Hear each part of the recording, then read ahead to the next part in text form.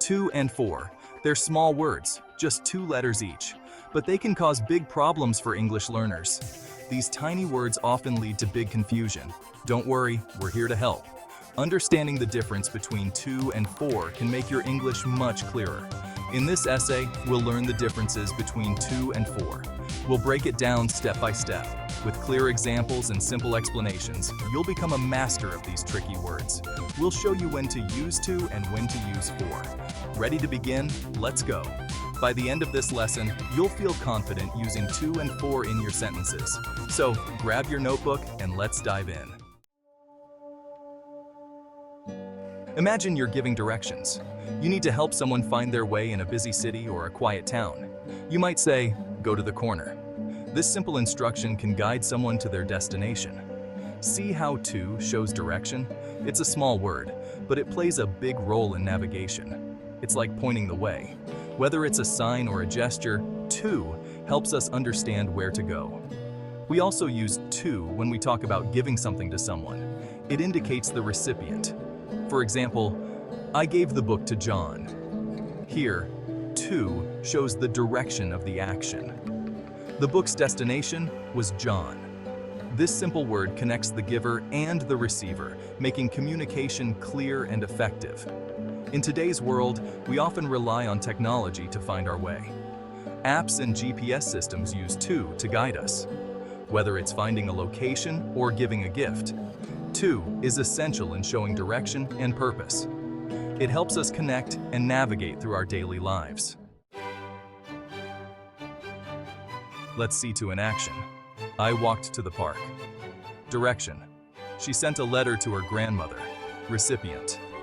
He went to the store to buy milk. Direction and purpose. Using to twice. See, to helps us understand where things are going or who they're going to. Know you've been a good friend. Now let's talk about for. For is all about purpose and reason. It explains why we do things. Think about this sentence. I bought flowers for my mom. Why did you buy flowers? For your mom. For in action, purpose, and benefit. Here are some more examples. This gift is for you. She studied hard for the test. We waited for the bus. Notice how for tells us why something is happening or who benefits from it. To or for. It depends. Sometimes to and for can be tricky. These 2 little words can cause a lot of confusion, but don't worry, we're here to clear things up. Take the phrase, go to the store. Here, to is used to indicate direction or destination. It's telling us where someone is going. We use to show direction. It's like a pointer guiding us to a specific place or goal. But what if we say, I went to the store for milk? Now, the word for comes into play. Now, we're using for to explain the purpose of going to the store. Tricky, right? For tells us the reason or purpose behind an action. Think of it this way. To is about the destination, while for is about the reason. For example, you might go to the library for a book or to the park for a walk.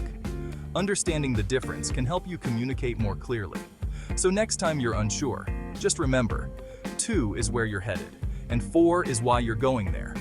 With a little practice, you'll master these words in no time. Keep practicing, and soon, using to and for will be second nature. Test yourself. Ready to practice? Fill in the blanks with to or for. I wrote a letter, my friend. She went the library study.